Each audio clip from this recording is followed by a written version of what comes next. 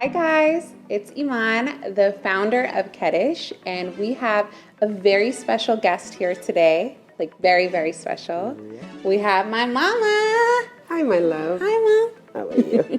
So I wanted to bring my mom on because there's just so much. I realized that there has just been so much about her feminine journey that I really don't know much about. Like, we've never had an opportunity to sit and talk and me ask her questions that are very candid and open about the things that she's experienced as a woman. So, are you ready? I guess so. Do you feel okay? I'm okay. So, I want to know, growing up, you grew up in Egypt. Right. And I just want to know, what was your experience learning about your body and your femininity and your female health? Oh, growing up in Egypt or any in the Middle East, country, sex and femininity, it is taboo. So not too much talk about that in the family or between the parents. We learn that through like human biology, anatomy at the school. Oh, so you took it in school? Of course, Okay. as a part of the science classes. How old were you when you took that course? High school, Okay. this is what comes in the biology class. Okay. But as a sex education, it doesn't really, it's not very popular in the conservative life. Yeah. In Egypt. Yeah. What about in real life? When did you first learn about sex? Or when did you I don't know if I want to ask this question. Okay, maybe I won't ask this I question. told you, sex is a taboo. Parents don't talk about. You learn it from your peers, somebody talking, but really it's not an issue or subject. It would be like popular to just talk about it in that age. Why do you think it was like that when you were growing up? Because the family, it just, they don't open that discussion with the girls or the boys, until they reach a certain age with puberty. But I think sex education, it's not like in the West. Sex education in the Middle East, it doesn't come up between the family until the girl gets married. Did your mom or your dad ever talk to you about sex?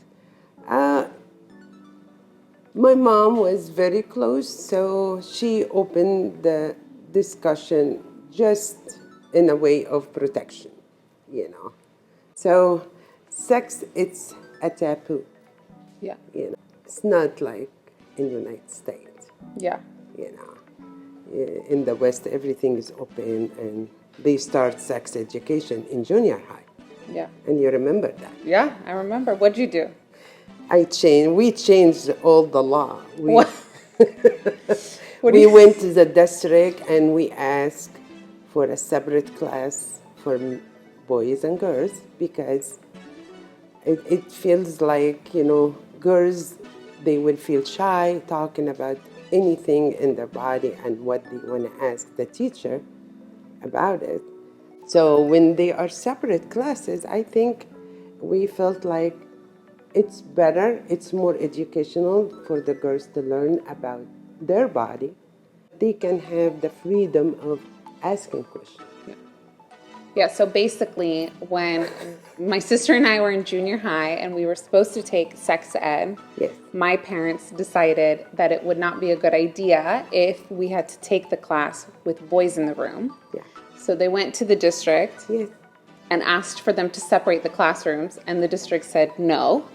So, And so I didn't take sex ed with the rest of my peers. No. I said I would love the video you can just show it to the kids. I would love to have it, and my daughter will watch it at home. I don't remember watching them. You wanted to go. I wanted to learn it with the class.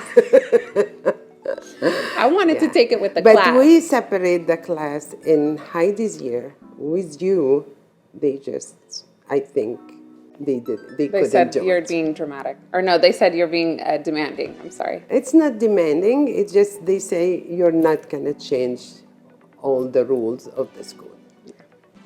Yeah. I want to know what your experience was with your first period. What happened? How old were you? That's a very tough experience because a lot of girls go through that, and with non-education and people just living in the rural area, they think this is the girls did something bad, but it's not a medical condition. So when I reach, I think, 14 or 15 years old, my stomach started to grow, and just like I had a bad pain. We didn't know what's that. Didn't get my period.